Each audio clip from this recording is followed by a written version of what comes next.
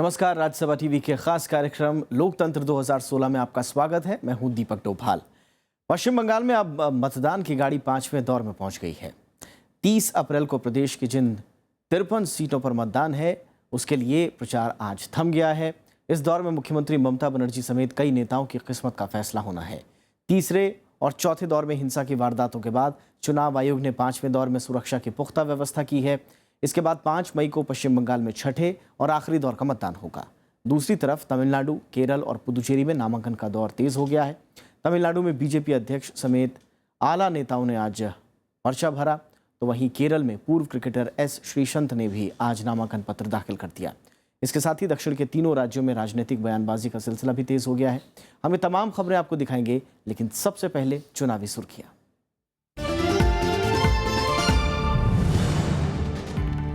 पश्चिम बंगाल में थमा 5वें दौर का प्रचार। आखिरी दिन सभी पार्टियों के दिग्गजों ने झोंकी ताकत। घर घर वोट मांगने का सिलसिला शुरू।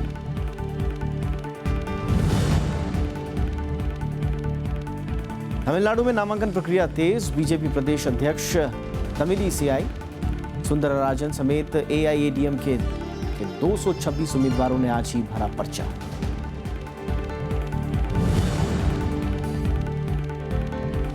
केरल में बीजेपी के पूर्व क्रिकेटर एस श्रीसंत समेत कई नेताओं का नामांकन। मुख्यमंत्री ओमान चांडी कल दाखिल करेंगे पर्चा।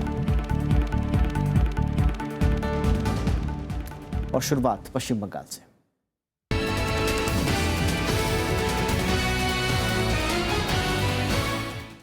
पश्चिम बंगाल में 5वें दौर के लिए प्रचार का शोर आज थम गया है। इस चरण में राज्य की 53 सीटों पर वोटिंग होनी है। इस दौर में कुल 349 उम्मीदवार चुनावी मैदान में हैं, जिसमें भवानीपुर सीट से खुद ममता बनर्जी भी चुनाव लड़ रही हैं। पश्चिम बंगाल में अब 5वें दौर के मतदान की बारी है। इस चरण के प्रचार का शोर अब थम गया है।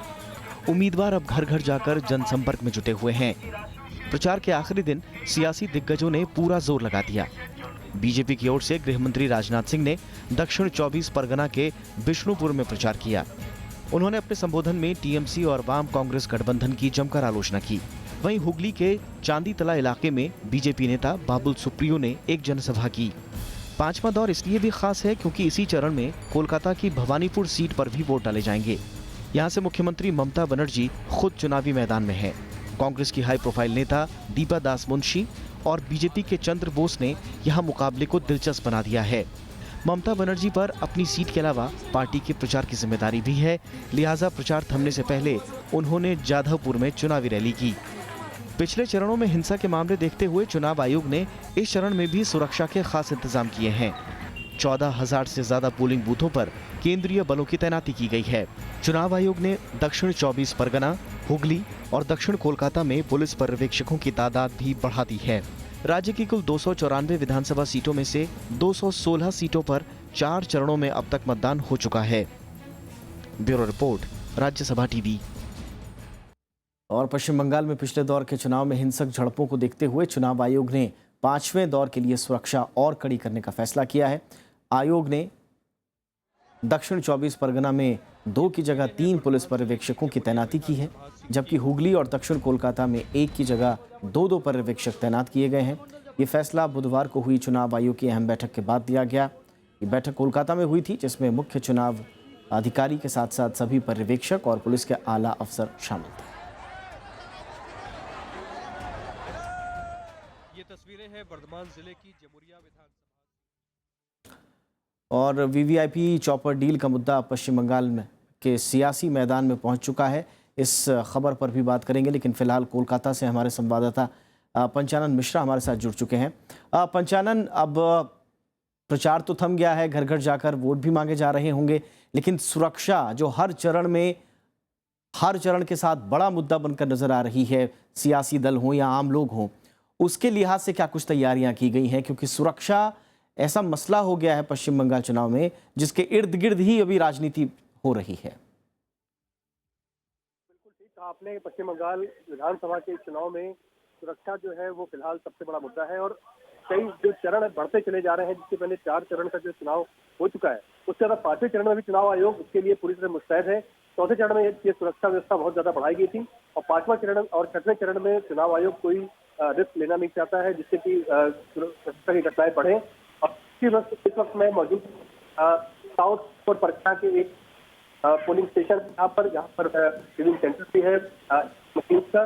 तो आप ये इससे बड़ा मुद्दा यहाँ पर इससे नजर आ रहा है क्योंकि कहीं ना कहीं तृणमूल कांग्रेस और के बीच पंचानन, आपसे संपर्क नहीं हो पा रहा है, आपकी आवाज़ साफ नहीं मिल पा रही है, हमें फिलहाल रुकना होगा आपको यहाँ पर।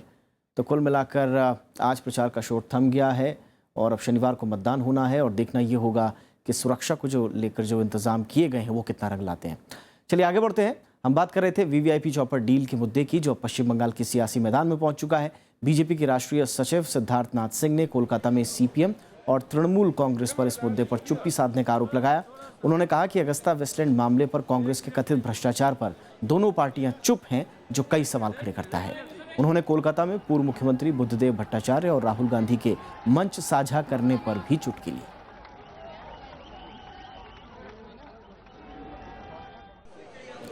और दूसरी तरफ कांग्रेस ने भी बीजेपी पर पलटवार किया है। पूर्व केंद्रीय मंत्री और कांग्रेस नेता सचिन पायलट ने आज कोलकाता में बीजेपी और तृणमूल कांग्रेस के बीच सांठगांठ का आरोप लगाया। उन्होंने कहा कि बीजेपी राज्य में तृणमूल कांग्रेस को फायदा देने के लिए चुनाव लड़ रही है। उन्होंने कहा कि शारदा और नारदा मामले में बीजेपी तृणमूल कांग्रेस के खिलाफ कार्रवाई करने से बच रही है और दोनों पार्टियां तृणमूल विरोधी वोटों को बांटना चाहती हैं। उन्होंने कांग्रेस और वाम मोर्चा के तालमेल को अवसरवादी गठबंधन होने के आरोपों को भी खारिज कर दिया। और अब बात तमिलनाडु की।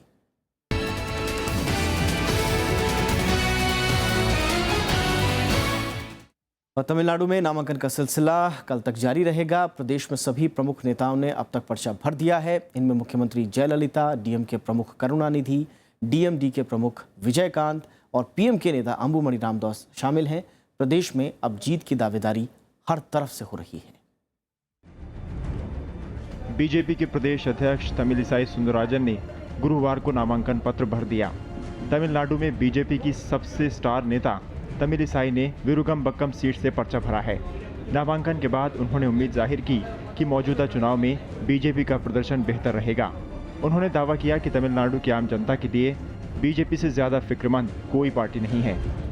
Today I have filed my nomination and I have taken one of the middle class voter with me as a leader because 4 leaders can accompany me.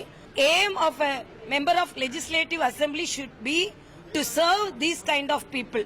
So only symbolically I have taken a simple voter with me as a leader. दूसरी तरफ कांग्रेस नेता मयूर S Jaikumar ने भी कोयम्बटूर दक्षिण seat से पर्चा भरा। Congress DMK गठबंधन को उम्मीद है कि इस बार वो सरकार बनाने में कामयाब होगी। जयकुमार ने नामांकन भरने के बाद जीत का दावा किया। उन्होंने कहा कि वो कोयम्बटूर की जनता की मुश्किलों को हल करने के लिए जी जान लड़ा देंगे।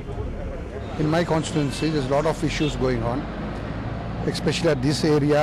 There's a lot of problem with the jewellery workers and even the jewellery shopkeepers. There are a lot of issues. So it differs each and every part of the constituency.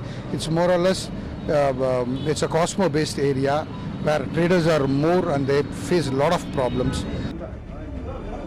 Tamil Nadu में अब तक 3,789 उम्मीदवारों ने नामांकन भरे हैं। एआईएडीएमके के 226 उम्मीदवारों ने एक ही दिन पर्चे भर दिए। उसकी सहयोगी पार्टियों ने भी 7 सीटों पर गुरुवार के दिन पर्चे दाखिल किए। हालांकि मुख्यमंत्री जयललिता ने 25 अप्रैल को ही पर्चा भर दिया था। एआईएडीएमके की तरफ से गुरुवार को वित्त मंत्री ओ पनीरसेल्वम और आर वैतिलिंगम समेत सभी मंत्रियों ने नामांकन भर दिया है। इसके बाद प्रदेश में अब राजनीतिक लड़ाई दिलचस्प होने की उम्मीद जताई जा रही है। Bureau report, Rajya Sabha TV. मुख्यमंत्री जयललिता तमिलनाडु में धुआंधार प्रचार में जुटी हुई हैं। विपक्षी पार्टियों के खिलाफ उनके तेवर लगातार तीखे होते जा रहे हैं। उन्होंने डीएमके का नाम लिए बगैर उस पर परिवारवाद को बढ़ावा देने का आरोप लगाया। जयललिता ने अपनी सरकार की उपलब्धियां गिनाते हुए समर्थकों से एक बार फिर मौका देने की अपील की। उन्होंने पार्टी कार्यकर्ताओं को चिट्ठी लिखकर गरीबों और आम जनता के पक्ष में पार्टी की प्रतिबद्धता के बारे में बताया। एआईएडीएमके ने विपक्षी पार्टियों के आरोपों को भी खारिज किया। जयललिता ने दावा किया कि इस बार पहले से ज़्यादा सीटों के साथ वो सरकार बनाएंगी।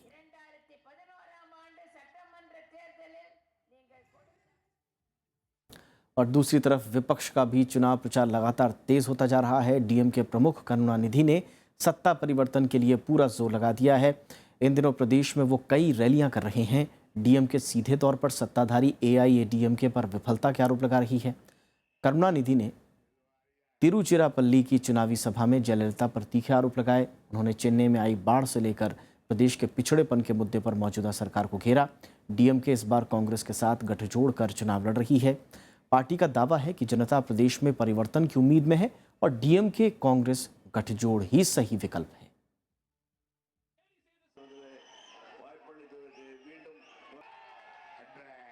पांचों राज्यों में चुनाव के मद्देनजर निर्वाचन आयोग ने गश्ती बढ़ा दी है। सभी पांचों राज्यों में अब तक 113 करोड़ रुपए जब्त किए गए हैं। अकेले तमिलनाडु में चुनाव आयोग की खर्च निगरानी टीम ने 68 करोड़ 31 लाख रुपए जब्त किए हैं। ये रकम बाकी राज्यों के औसत से 4 गुना ज़्यादा है। सबसे ज़्यादा नकदी आयकर विभाग ने जब्त की है। आयकर विभाग ने प्रदेश की अलग अलग जगहों से 12 करोड़ रुपए सीज किए हैं। केरल में 18 करोड़, पश्चिम बंगाल में 14.5 करोड़, असम में 12 करोड़ और पुदुचेरी में अब तक 71 लाख रुपए जब्त कर दिए गए हैं। तमिलनाडु में भारी जब्ती के बाद निगरानी और कड़ी कर दी गई है। चुनाव आयोग किसी भी तरह की ढील देने के पक्ष में नजर नहीं आ रहा।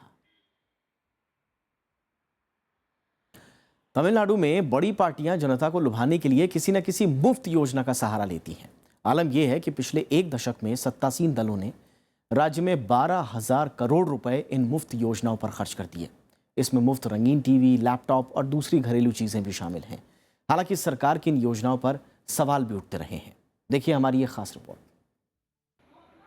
भरी गर्मी में घर का काम निपटाने के बाद भवानी के लिए आमतौर पर ये वक्त आराम का होता है, लेकिन आज वो बड़ी ही खुशी से हमें घर के हर कोने में रखा वो सामान दिखा रही है जो सरकार के मुफ्त योजनाओं के जरिए उन्हें मिला है। घर के एक कोने में पड़ा लैपटॉप हो या किचन में रखा मिक्सर ग्राइंडर, भवानी के लिए अपने बूते ये सामान जुटाना नामुमकिन था। यही वजह है कि भवानी का पूरा परिवार अब जयललिता के दोबारा चुनकर आने की राह देख रहा है। முதலமைச்சர் அம்மா வந்து குடும்பத்துக்கு தேவையான எல்லாமே, பெண்களுக்கு தேவையானது எல்லாமே, மிக்ஸி, கிரைண்டரு, ஃபேனு எல்லாமே கொடுத்துருக்குறாங்க. படிக்கிற பசங்களுக்கு லேப்டாப்பு, ஸ்கூல் பேகு, செருப்பு முதற்கொண்டு எல்லாமே கொடுத்துருக்குறாங்க. அடுத்த ஆட்சி வந்து அம்மாவோட ஆட்சி தான். 234 தொகுதியிலும் அம்மாவோட ஆட்சி தான் கண்டிப்பாக அமையும். எங்கள் ஓட்டு வந்து கண்டிப்பாக ரெட்டலைக்கு தான்। जयललिता सरकार की दूसरी कई मुफ्त योजनाएं भी उनके प्रशंसकों की जुबान पर हैं। इसमें अम्मा कैंटीन, अम्मा पानी, अम्मा दाल, अम्मा सीमेंट और अम्मा दवाइयाँ लोगों में काफी लोकप्रिय हैं। यही नहीं, मुफ्त साइकिल, मुफ्त साड़ी, यहाँ तक कि मुफ्त बकरी और मुफ्त गाय भी अलग अलग तबकों को ध्यान में रखकर बनाई गई हैं। ஆடு அம்மா ஆட்சியில் கொடுத்தாங்க, அவிதான் ஜெயிப்பாங்க, அவிதான் கொடுத்தாங்க, நல்லா செய்ப்பாங்க। दरअसल जनता को लुभाने के लिए इन मुफ्त योजनाओं की शुरुआत 2006 में करुणानिधि की अगुवाई वाली डीएमके सरकार के दौरान हुई। उस वक्त सत्ता में आने के बाद डीएमके सरकार ने 14 इंच के 1.5 करोड़ से ज्यादा रंगीन टीवी बांटे। हर टीवी का दाम 2,456 रुपए था। इन टीवी को 2006 से लेकर 2010 तक चरणबद्ध तरीके से बांटा गया। इसके बाद एआईएडीएमके सरकार ने 2012-13 में 7,84,000 लैपटॉप बांटे, जिनकी कीमत 1,200 करोड़ थी। यही नहीं, एआईएडीएमके ने अपने 5 साल के कार्यकाल के दौरान करीब 10,200 करोड़ रुपए की मुफ्त योजनाएं चलाईं। इसमें साल 2012-13 में मिक्सी ग्राइंडर और टेबल फैन पर 2,000 करोड़ रुपए, जबकि 2014-15 में इन्हीं चीजों पर 1,250 करोड़ रुपए खर्च किए गए। हालांकि कई जगहों पर खराब क्वालिटी का सामान और उसे बांटने में भेदभाव का आरोप भी लगा। எங்களுக்கெல்லாம் மிக்ஸி கிடைக்கலீங்க, வாங்கக்கூடிய அளவுக்கு அந்த கார்டு வச்சிருக்கிறேன், எல்லாமே இருக்குது, அதில் எங்களுக்கு கொடுக்கல, பாதி பேருக்கு கொடுக்கல, அப்படியே கொடுத்த மிக்ஸி கண்ணில் உடஞ்சி போச்சு। அது மாதிரி வந்து பாருங்க, அங்கே இருக்குது. நோ கெட் மிக்ஸி கிரைண்டர் பேன் கிடைக்கலம்மா, மிக்ஸி கிரைண்டர் பேன் கிடைக்கல, நகி கார்டுக்கு தரல। द्रविड़ पार्टियों की इन मुफ्त योजनाओं के चलते राज्य का वित्तीय बोझ भी बढ़ा है। 2015-16 में राज्य का राजस्व घाटा 4,616 करोड़ था, जो इस बार चुनावी साल में बढ़कर 9,155 करोड़ हो गया है। जानकार ये भी मानते हैं कि इन योजनाओं के कारण जनता में आलस बढ़ रहा है, जिससे कामगारों की कमी बढ़ रही है। So they make them people lazy not to work. If they are giving rice at the lower price a lower price. They used to sell the rice to the rice mill owners. They used to get 3 rupees per kilo. They used to sell the rice for 4 rupees. And again it is polished, somewhat polished by the rice mill owners. मुफ्त सामान बांटने की योजनाएं और वादे कर सरकारें जनता को अपने पक्ष में करने की कोशिश करती हैं। हालांकि इसे देखते हुए 2013 में सुप्रीम कोर्ट ने चुनाव आयोग से ऐसी गाइडलाइंस बनाने को कहा था जिससे चुनावी घोषणा पत्र को भी आचार संहिता के तहत लाया जा सके। तमिलनाडु सरकार को पिछले साल टैक्सेस द्वारा 1.16 लाख करोड़ की कमाई हुई थी, जिसमें से 30,000 करोड़ सिर्फ शराब की बिक्री से आए थे। ऐसे में दोनों डिविडेंड पार्टीज ने वादा किया है कि अगर वो सत्ता में आते हैं तो शराब पर पाबंदी लगा देंगे।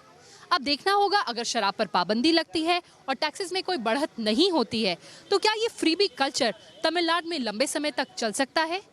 समय आ गया है कि तमिलनाडु को इस सवाल का जवाब ढूंढ लेना चाहिए। तमिलनाडु से कैमरामैन प्रेम के साथ कृति मिश्रा, राज्यसभा टीवी। तो चाहे मुफ्त योजनाओं का सवाल हो या फिर दूसरे मुद्दे हो, तमिलनाडु में इस वक्त कई मुद्दे जोर पकड़ रहे हैं और इस वक्त हमारे साथ हमारी सहयोगी अमृता राय चेन्नई से जुड़ चुकी हैं। उनका रुख करते हैं। अमृता, आप चेन्नई में हैं और एक समझ में आ रहा होगा कि जो तमिलनाडु की राजनीतिक स्थिति है वो क्या है। क्या जो वहाँ पर ऑल्टरनेटिव पार्टी रूल जो रहा है उसको आप देखती हैं दोबारा से, या कुछ इस बार तस्वीरें नजर आ रही हैं? क्या समझ में आ रहा है फिलहाल वहाँ? देखिए दीपक, जो समझ में आ रहा है वो तो ये कि कुछ ज़्यादा बदलाव नहीं है। जो पहले भी था, जिस तरह की स्थिति थी। मेरे कान में बहुत इको आ रही है तो मुझे आवाज़ अपनी ही सुनाई पड़ रही है, लेकिन फिर भी मैं बताना चाह रही हूँ कि तमिलनाडु की जनता का भी कुछ यही हाल है। वो अपनी बात करते हैं और खुद ही सुनते हैं। उनको, मुझे लगता नहीं है कि उन्हें सुनने वाला कोई है, क्योंकि पॉलिटिकल पार्टीज उन्हें फ्रीबीज बांट रही है और मुफ्त के उपहार बांट कर उनको इस तरह का बना दिया है कि वो सिर्फ उपहारों पे ही लोगों की अच्छाई और बुराई को देख रहे हैं और रैशनल तरीके से अपने नेता या अपने पॉलिटिकल पार्टीज को पहचानने की कोशिश नहीं कर रहे हैं। इसका नमूना हर पॉलिटिकल पार्टी में, कम से कम 2 मेजर पॉलिटिकल पार्टी में तो देखने को मिल ही रहा है, चाहे वो डीएमके हो चाहे एआईएडीएमके हो। हालांकि आज मैंने ये भी देखा कि एआईएडीएमके प्रमुख जयललिता ने अपने तमाम नेताओं को चिट्ठी लिखी है कि राज्य को जो परिवारवाद की राजनीति है उससे मुक्त कराया जाए। लेकिन ये भी सच है कि एक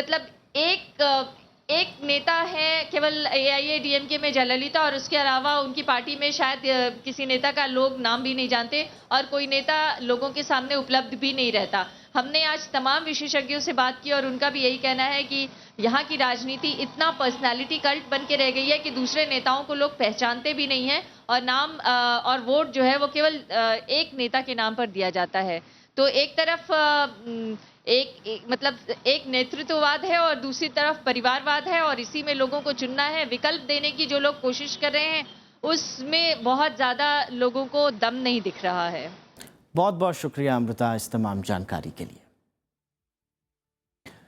और अब बात तमिलनाडु के अम्मा कैंटीन की। एआईएडीएमके सरकार इसे अपनी सफलता की सूची में ऊपर जगह देती है, लेकिन इन दिनों अम्मा कैंटीन को लेकर प्रदेश में राजनीति तेज हो गई है। विपक्ष का आरोप है कि इस कैंटीन के जरिए जयललिता खुद का प्रचार कर रही हैं। हालांकि आचार संहिता लागू होने के बाद चुनाव आयोग ने अम्मा कैंटीन में जयललिता की तस्वीरों को ढक दिया है, लेकिन विपक्ष की मांग है कि अम्मा शब्द के इस्तेमाल पर भी रोक लगे।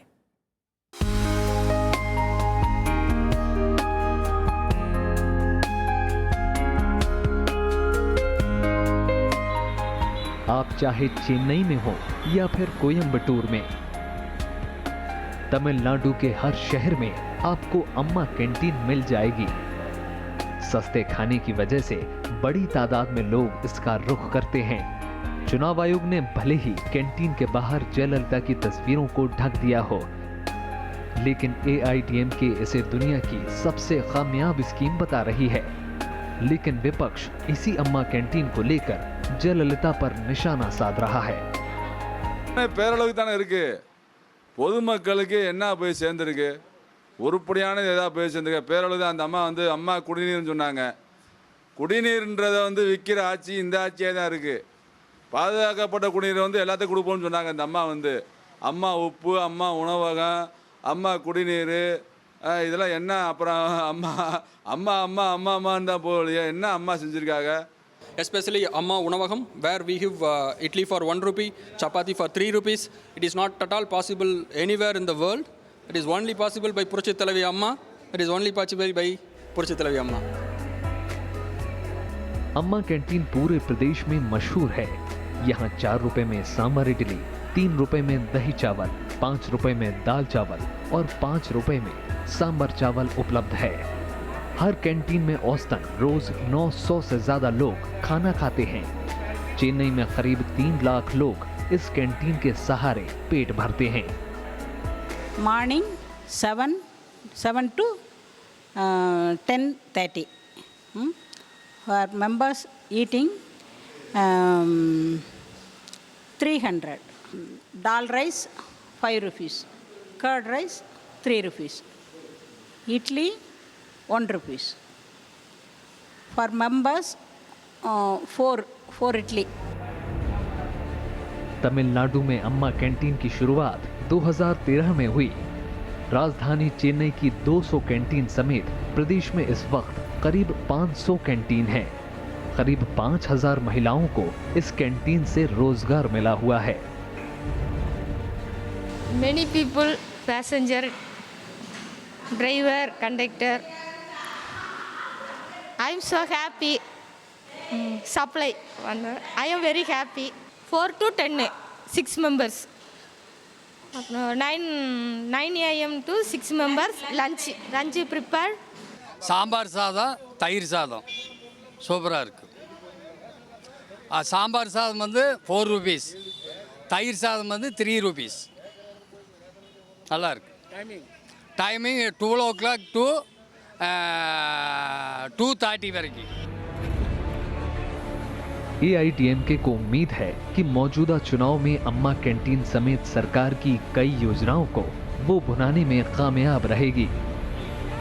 दूसरी तरफ विपक्ष भी इस कैंटीन पर सीधा हमला नहीं कर रहा, लेकिन चुनाव में इसके असर को कम करने में जरूर जुटा है। कैमरामैन जुनैद और कृति मिश्रा के साथ संजय कुमार, राज्यसभा टीवी। और अब बात केरल की।